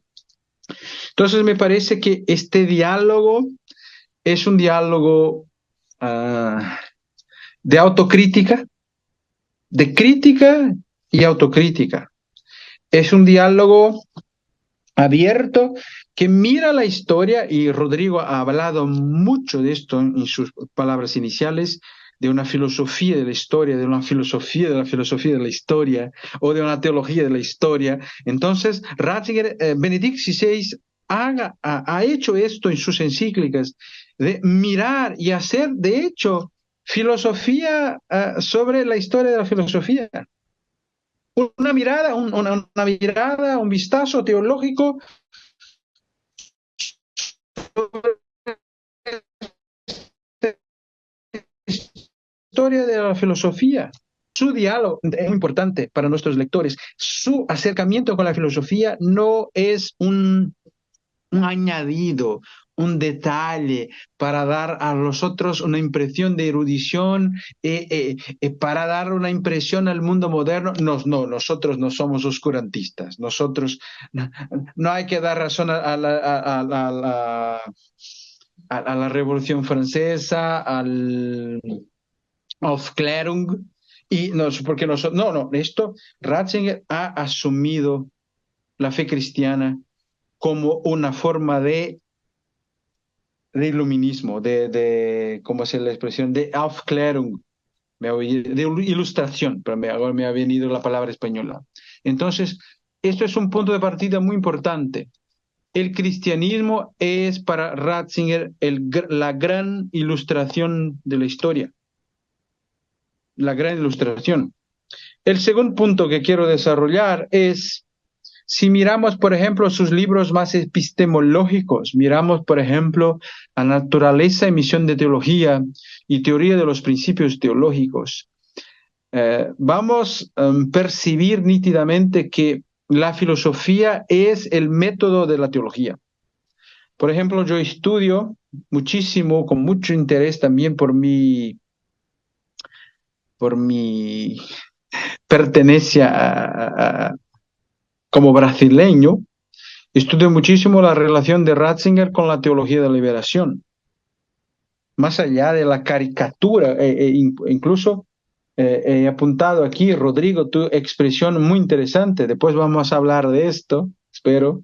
Estas caricaturas insoportables que han hecho de Ratzinger y de otros papas, de un Ratzinger enemigo de esta orientación teológica. Sin embargo, ahí me parece que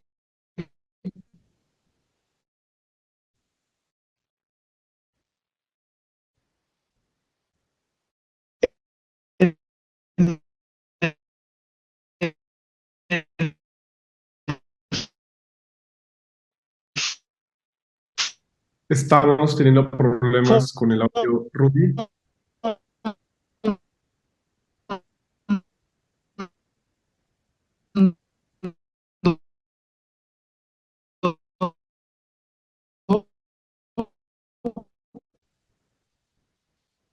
Ratzinger tiene, por ejemplo, ¿no? ¿Me escuchan ahora? No, porque estaba un poco. Listo, Ahora ¿me escuchan bien ahora? escuchamos. Perfecto. Muy bien, bien. Ok, Creo que ha habido una oscilación de la banda. Muy bien. Entonces, no sé, ¿cuál es la última cosa que han oído? ¿No? Regreso entonces. He Estabas hablado hablando de de... las caricaturas de Ah, las... sí, sí, muy bien. Perfecto. Ah, por ejemplo, hablando de este punto, de segundo punto, que es el punto de vista epistemológico. Por ejemplo, estudiando Ratzinger, la teología de la liberación, que es un tema muy interesante. Ratzinger, las miradas distintas sobre la tradición cristiana también son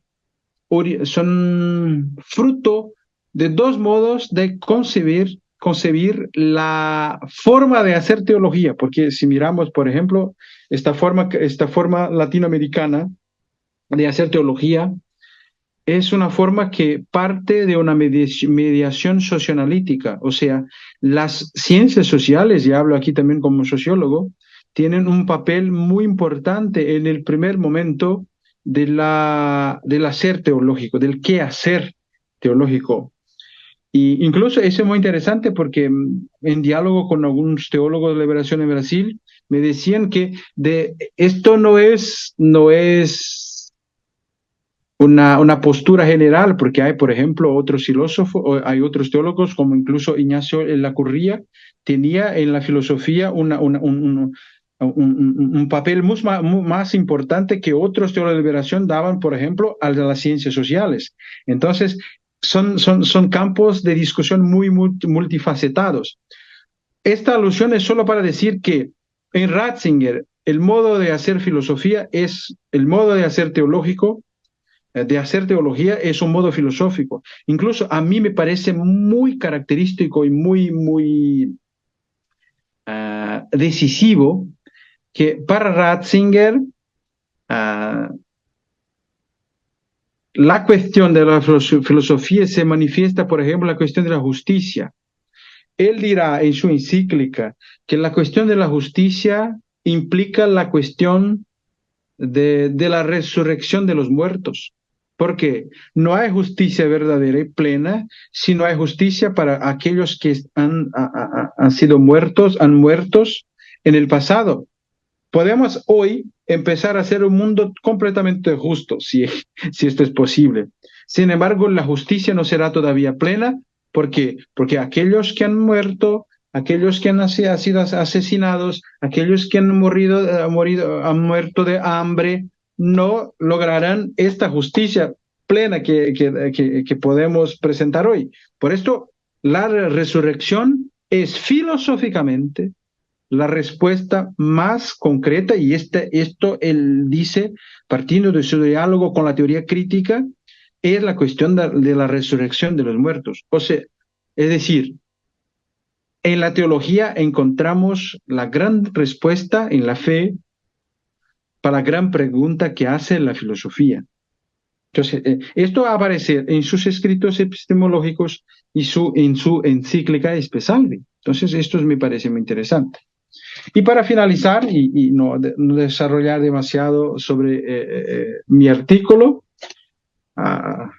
aquí al cual los invito a leer, yo he estudiado aquí Kelsen, Hort y John Rawls. Los dos, Kelsen y Hort, son para Ratzinger grandes ejemplos del relativismo contemporáneo. Todos hemos conocido, hemos oído la expresión dictadura del relativismo. Si ustedes quieren comprender dos personajes, dos filósofos tan característicos de este pensamiento, son Kelsen y Hort. Kelsen, desde el punto de vista del derecho, de la filosofía del derecho. Ratzinger dirá, por ejemplo, que la lección divina que hace, no tan divina, evidentemente, Kelsen hace del pasaje de que Jesucristo delante de Pilato, cuando Pilato le pregunta qué es la verdad, para Kelsen está allí en Pilato la gran figura del relativismo, porque sigue la voluntad de la mayoría, porque en una democracia el criterio de la mayoría es el criterio fundamental. Y también Ratzinger discutirá muchísimo, y también como papa en su discurso para el Bundestag, que Kelsen discute mucho la noción de naturaleza. Entonces Ratzinger criticará de Kelsen. Ahí es una crítica muy adecuada, pero es una crítica. Que hay una naturaleza y también que hay un gran peligro de poner toda la dirección de la democracia en las elecciones de la mayoría. Y esto nos lleva, por ejemplo, a Hort, porque Ratzinger dirá, si miramos el problema de la esclavitud, miraremos que una mayoría puede ser totalitaria, puede ser mala, puede ser manipuladora de aquel que es la verdad. Entonces, poner todo del problema de la verdad, la solución de este problema de forma muy pragmática en las manos de una mayoría que incluso puede tener en sus manos el poder económico de los medios de comunicación y todo lo demás, es siempre un peligro. Por ejemplo, por este motivo, hay que buscar una concepción de naturaleza y verdad que eviten que el totalitarismo de la mayoría lleve a horrores como hemos visto en la historia. Y por último, y creo que eso es una cosa muy interesante, el diálogo que Ratzinger hace con John Rawls y como Papa también. Esto aparecerá, por ejemplo, en su discurso para la Sapienza, que el gran movimiento que Ratzinger ha percibido en la modernidad ha sido el movimiento de privatización, subjetivación de la fe cristiana y de cualquier creencia religiosa. Ratzinger dirá, no, el cristianismo desde los inicios se ha percibido como una forma de razón pública. No es un discurso para pura subjetividad, sin embargo, es un discurso que por tener en sí mismo la gran herencia también de las tradiciones religiosas, porque él dirá esto, porque el cristianismo, si no es aceptado como un corpus doctrinario, debe ser aceptado como un gran corpus que acoge las grandes intuiciones de la sabiduría de la humanidad, porque las tradiciones religiosas portan esta sabiduría que puede y que a lo largo de la historia han creado sociedades, han mantenido sociedades y han permitido que sociedades hayan vivido también en paz.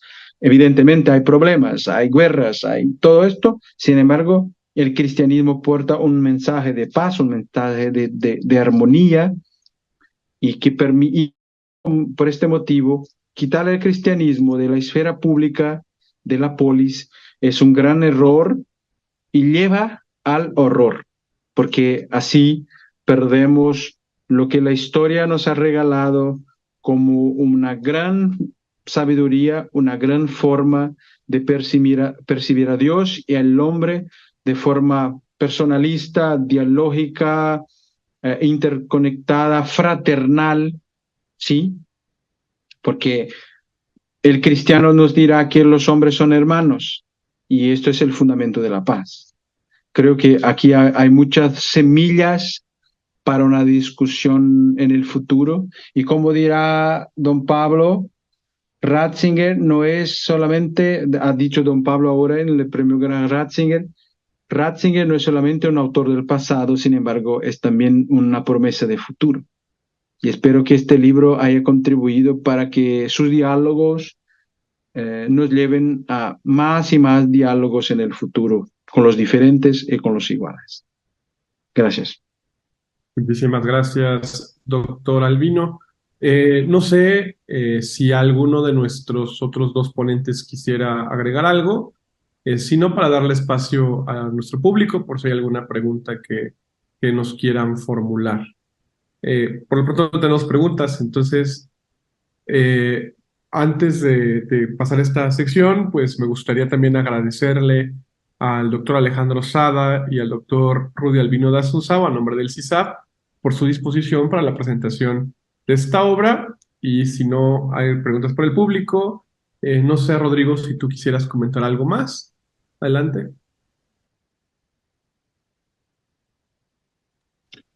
Sí, una crítica al libro. No es crítica, pero la planteo como una crítica ácida y difícil, que en cierto sentido ya Alejandro la ha resuelto. Y este libro claramente tiene unas deficiencias muy graves, porque le faltan autores. Y no quiero ahorita destacar un tema que a mí me gusta mucho, que es el de Ricardo de San Víctor. No quiero destacar el tema de Pascal, que por supuesto que hace falta, sino a un autor sin el cual es imposible entender el pensamiento maduro de Joseph Ratzinger, que es nada más y nada menos que la relación entre Joseph Ratzinger y Karol Wojtyla, Juan Pablo II. Claramente, si este capítulo no está presente, es muy difícil entender muchas cosas. Creo que además, lo voy a decir ahora ya como secretario de la Pontificia Comisión para América Latina, es muy importante mostrar la hermenéutica de la continuidad, no solo en el ámbito teológico, sino también en los aspectos filosóficos entre los pontífices. Y uno que es muy evidente y que sí ha sido ya tema de exploración de algunos ensayistas y autores en el pasado, es la muy fecunda relación entre Joseph Ratzinger como prefecto de la Congregación para la Doctrina de la Fe y Juan Pablo II. Muchos de los elementos que ayudaron a madurar, por ejemplo, la comprensión sobre las relaciones razón y fe en Ratzinger, provienen de su colaboración de trabajo con Juan Pablo II. No se diga en la preparación de Fides et Ratio. Pero hay muchas otras cosas.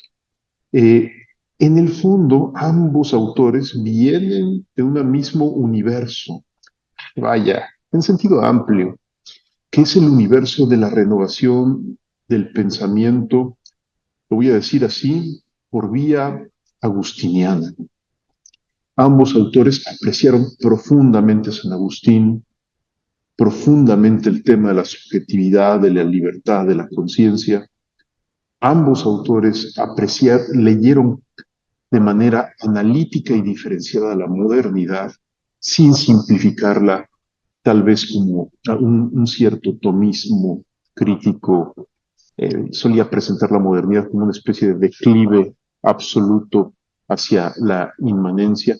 No, Juan Pablo II y Ratzinger tienen cierto hermanamiento en su lectura de la modernidad, no se diga en su aprecio de la persona y la relación, no se diga en la manera fuerte en la que vuelven a colocar a la doctrina social de la Iglesia como una dimensión constitutiva de la evangelización, pero también como una teoría crítica, aunque ellos no usan esta expresión, pero la forma como presentan ambos la doctrina social de la Iglesia es como esa teoría crítica que quedó por hacerse y que nunca se realizó en la Escuela de Frankfurt a causa de su déficit antropológico.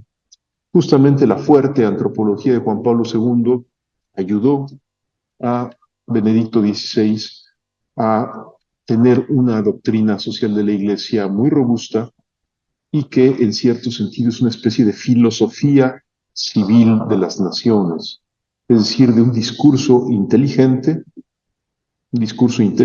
movido por la fe, para poder comprender los desafíos contemporáneos en el ámbito social sin tenerles miedo, sin caer en actitudes meramente antimodernas, tan recurrentes en ciertos conservadurismos que generan simplemente enclaustramiento y falta de propuesta alegre hacia el mundo de hoy. Y así tantos otros temas. Ambos autores amaron apasionadamente el mundo, y lo amaron porque amaban a Cristo, que se comprometió con el mundo hasta el extremo. Creo yo que este asunto entonces merece ser eventualmente estudiado con rigor, mostrando que no es posible entender la mente de Ratzinger, Benedicto XVI, sin también el influjo positivo que tuvo de Juan Pablo II. Muchas gracias. Alejandro, Rudy, no sé si quieran agregar algo a la réplica del doctor Guerra. Rudy y después Alejandro. Es, de hecho, el libro tiene dos dimensiones y de hecho, cuando hemos formulado el primer sumario, el primer índice y cuando hemos llegado al fin del primer esbozo, ya decíamos, faltan cosas aquí. Sin embargo, las editoriales ya nosotros hemos ido mucho más allá del número permitido de las páginas iniciales que nos han dado. Entonces, esto es un atrevimiento, ya, si Alejandro lo sabe muy bien. Entonces, y hay también una cuestión que creo que está en el fondo de nuestro trabajo, es que nosotros estamos intentando hacer una gran red de investigadores que puedan seguir profundizando. Entonces, estos estudios son muy originales y algunos autores, los autores que lo tenemos aquí, son autores que han afrontado temas muy nuevos, de forma muy nueva. Entonces, faltan autores, evidentemente, si miramos los síntesis de Ratzinger y sabemos que necesitamos de tiempo para buscar gente que esté dispuesta a hacer este paso de investigación. Entonces, es bueno que tenga lagunas, que tenga estas cuestiones, porque esto nos mueve a hacer nuevos y nuevos libros. Entonces, Juan Pablo II está, Wojtyła está en el índice del próximo libro, y esto ya está, Alejandro y yo lo formulamos, y esto nos anima. Sin embargo, la idea inicial no era hacer dos grandes manuales de forma muy histórica, muy completa, no era una cosa así. Vamos a agregar a aquellos que tienen investigaciones comunes, que tienen intereses y dejar que esto produzca frutos. Y ahora vendrá otro volumen y la gente lo comprará, lo creo. Gracias. Alejandro. No, nada más, nuevamente, pues estoy totalmente de acuerdo. Son déficits dolorosos, obviamente. Algunos deliberadamente los dejamos fuera con dolor, viendo qué haríamos con estos capítulos pendientes en el futuro. Y otros, bueno, pues han sido sorpresas que nos hemos ido encontrando sobre la marcha, porque hemos seguido revisando textos, índices y han aparecido nuevos filósofos que no pensábamos, que no teníamos en el horizonte en un primer momento. Pero pues desde luego la relación con Wojtyła ya es un tema que estamos discutiendo Rudy y yo, porque es, en efecto, Joseph Ratzinger es incomprensible sin Wojtyła, ¿no? Bueno, entonces, por supuesto, coincido totalmente. Y un detalle, doctor Rodrigo, eso es interesante. Nosotros también dejamos que el libro haya sido recepcionado, ¿sí? Porque hay lectores críticos, lectores que digan, aquí falta algo, porque con esta inquietación nosotros nos vemos confirmados en nuestras intuiciones, porque esto también son muchas miradas que nos vienen, falta esto. Por ejemplo, ustedes han utilizado una expresión muy interesante, que son diálogos hipotéticos, porque el libro trabaja con diálogos que Ratzinger ha hecho de hecho, ¿sí? Y nosotros ahora queremos dar un paso incluso en algunos diálogos que Ratzinger no ha hecho tan explícitamente, sin embargo están allí, detrás de la palabra, por ejemplo, Arendt y otros. Entonces me parece que tenemos mucho que trabajar. Entonces creo ese libro ha sido preparado para ser leído y recepcionado, acogido, y también que los feedbacks nos ayuden a pensar y valorar lo que es más importante, porque todo no se puede hacer también porque las editoriales nos cortan las páginas y las cabezas. Tal vez Alejandro Sada se acuerde que hay otro diálogo, pequeñito pero importante, que nos tocó vivir cuando estábamos allá juntos en la Universidad Panamericana, que es el famoso relación entre Franco Volpi y Ratzinger. No es que Ratzinger haya estudiado a Franco Volpi, pero Volpi critica la forma como Ratzinger lee a Nietzsche. Y después de publicar esa crítica en un famoso periódico italiano, muere en un accidente terrible. Y, en fin, a mí me marcó mucho aquella bonita amistad que teníamos con Franco Volpi, sus preocupaciones por el nihilismo y que en parte coinciden con el tema Nietzsche, Heidegger y Átimo, pero en parte también tienen una originalidad que tal vez valga la pena simplemente porque conocimos al buen Franco, ponerlo en relación con Ratzinger. Alguien odiosamente en algún momento hizo una mala broma diciendo que había muerto justo porque se había atrevido a criticar al Papa, cosa que por supuesto que no tuvo ningún fundamento, pero a todos nos marcó que hay lecturas muy diversas de Nietzsche, que algunas conocía Ratzinger, otras no, y esas tensiones intelectuales pues también a veces dan fruto interesante, sobre todo de cara a los nuevos desafíos contemporáneos, ¿no?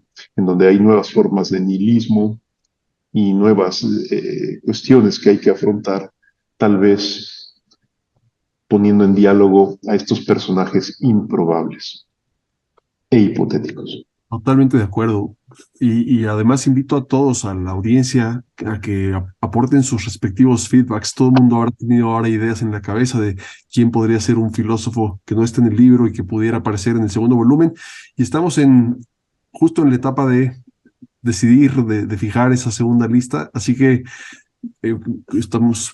yo por lo menos estoy totalmente dispuesto a que el CISAF comparta nuestros contactos y recibamos cualquier tipo de feedback, opinión, crítica, sugerencia, más que bienvenida y seguro será tomada en cuenta para la elaboración de este próximo volumen. Muy bien, gracias. Gracias a ustedes. Tenemos varias preguntas, no podré leerlas todas por motivos de tiempo, así que voy en parte. A ver, la primera, ¿dónde se puede adquirir el libro? Ya Alejandro respondió, por Amazon, la página de Encuentro o buscalibre.com. Aquí con la página de Encuentro hemos de anunciar que ya existe una página de encuentro para el mercado mexicano, que es edicionesencuentro.com.mx, donde ya está la página en pesos mexicanos con envíos para México y ya no es solamente, digamos, la opción de importar los libros desde España. Esto es una de las razones también por las cuales tenemos esta alianza de presentaciones editoriales que el CISAF ha tenido a lo largo de este año 2023 con Ediciones Encuentro. Perdón, José Miguel, nada más un apunte. Es edicionesencuentro.mx nada más. Sin el .com. El .com, solo es .mx. Ahí encuentran la página para el mercado mexicano de Ediciones Encuentro. Ahí encontrarán pues todo el catálogo disponible para México y América Latina. También, como decía Alejandro, pueden encontrarlo en Amazon, tanto en versión, no sé, hay versión digital, ¿verdad, Alejandro? En versión digital y en versión física, y también en buscalibre.com, donde pues pueden encontrar los libros físicamente. También nos pregunta nuestra audiencia, ¿alguna fuente bibliográfica o autor que esté tratando la relación entre Ratzinger con la situación de la teología de la liberación hoy en día? No sé, Rudy, Alejandro, inclusive Rodrigo. Sí, digo, los textos de referencia más importantes son la instrucción Libertatis Nuncius y la instrucción Libertatis Consciencia, preparadas por el cardenal Joseph Ratzinger y aprobadas por el Papa Juan Pablo II, siguen siendo los dos textos pues fundamentales. Creo que siempre a mí me gusta decir que todos los críticos de la teología de la liberación celebraron, aplaudieron, promovieron la primera instrucción sobre la teología de la liberación, Libertatis Nuncius, pero, oh sorpresa, la segunda instrucción en donde el cardenal Ratzinger animaba a los teólogos, a los pastores, a todo mundo a colaborar en la construcción de una teología de la liberación no marxista, fue muy poco atendida, lamentablemente, mostrando que mucho de la actitud contra la teología de la liberación estaba movida ideológicamente y no desde las premisas que el propio Joseph Ratzinger trataba de difundir y defender. Toda esa historia es muy complicada, creo que habrá que escribirla con paz en algún momento, porque sigue existiendo a nivel bibliográfico pues una especie de maniqueísmo bibliográfico entre los detractores y los defensores a ultranza, sin hacer los matices y las precisiones debidas. Tal vez uno de los hombres que mejor ha ayudado a tener una comprensión analítica y diferenciada de la teología de la liberación y del papel de Joseph Ratzinger en la misma, pues es el muy recordado Juan Carlos Escanone, que en sus libros sobre teología de la liberación introduce una tipología, distintas corrientes y tendencias, y muestra que no todo fueron regaños, sino que hubo de veras fecundaciones interesantes. Yo platicando con el padre Gustavo Gutiérrez hace 3 años aquí en Roma, también Gustavo Gutiérrez recordaba también con seriedad, con respeto, con afecto, me atrevo a decir, al propio Joseph Ratzinger, cuando algunos libritos y folletitos más bien los plantean como enemigos irreductibles, cosa que todavía habrá que matizar mucho en los años subsiguientes cuando se hagan historias más objetivas de todo este periodo en la historia de la Iglesia y en el pensamiento teológico. Puedo añadir un punto, si me permiten. Incluso he insinuado un poco esto en mi discurso. Yo estoy empezando incluso una investigación sobre Ratzinger y la teología de liberación en la América Latina. Me parece que también por mi acercamiento a la sociología, me parece que falta un discurso muy objetivo sobre esto. Y Rodrigo ha dicho muy bien que son lecturas parciales, hay un maniqueísmo bibliográfico y hay una literatura militante de dos partes que utilizan Ratzinger como una bandera para sus ideologías. Y me parece que falta un diálogo muy serio y una exposición muy detallada, descriptiva.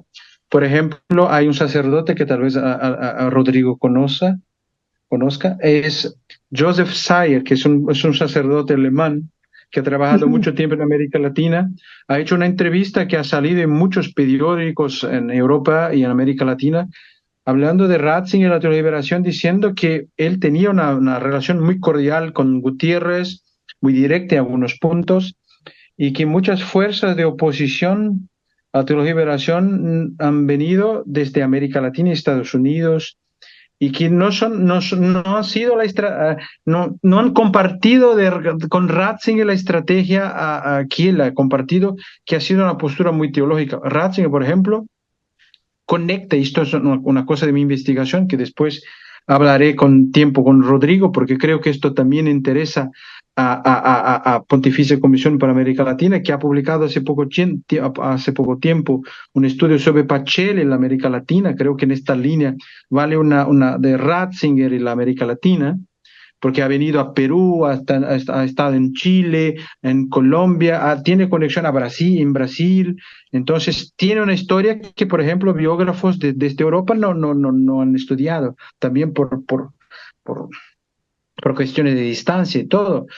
Entonces, Ratzinger, por ejemplo, no hay cómo comprender Ratzinger en el XVI sin la lectura que él hace de la teología política de Metz, la teología de la esperanza de Moltmann y, por supuesto, la visión que él tiene, por ejemplo, de Gutiérrez. Otra cosa es la visión que tiene de Boff. Yo soy de la misma provincia de Boff, entonces yo soy brasileño y somos de la misma provincia. Entonces tenemos muchos acercamientos, ¿sí? Y otra es la lectura que hace de Hugo Asman. Hay una cosa en la teología de liberación, otra cosa en la teología de la revolución. Hay matices, hay cosas aquí y también estas caricaturas insoportables son muy fuertes y hay que salir de literaturas puramente militantes. Esto me parece que es una cuestión de justicia histórica con Ratzinger y también con la misma teología de liberación, porque Ratzinger tiene una visión muy más general. Y hablamos de Juan Pablo II, y para finalizar y no hablar demasiado, los dos lados contrapuestos, dos lados muy polarizados, van a decir, Juan Pablo II y Benedicto XVI son dos enemigos de la teología de liberación. Y si miramos las instrucciones y los discursos de los dos, miraremos, al contrario, un proceso de asimilación de la liberación, no de rechazo absoluto. Esto no nos gusta muchísimo oír esto, sin embargo, estoy hablando como sociólogo ahora. Hay un proceso de institucionalización, de asimilación de la liberación, de que es posible dentro de la gran tradición teológica católica.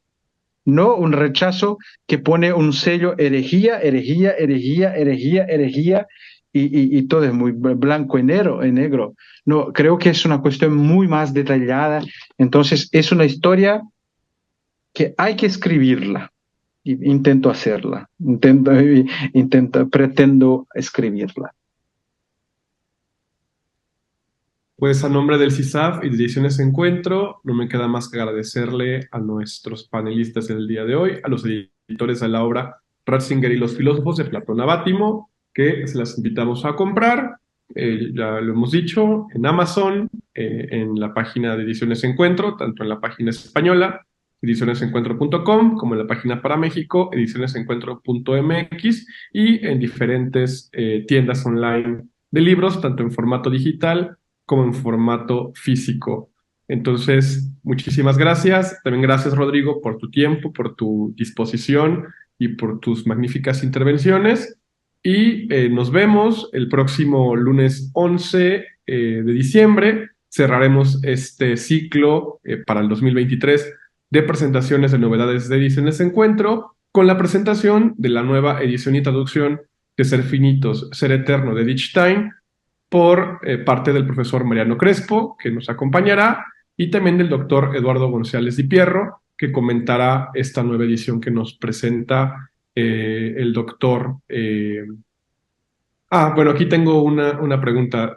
Sí, la respuesta sí se respondió la pregunta, pero no la respondí en vivo. La pregunta decía que en los filósofos estudiados aparecen Santo Tomás de Aquino, Husserl, Levinas, Buber o Scheller. Respondió el profesor Sada, que en el libro solo aparecen Aquino y Buber.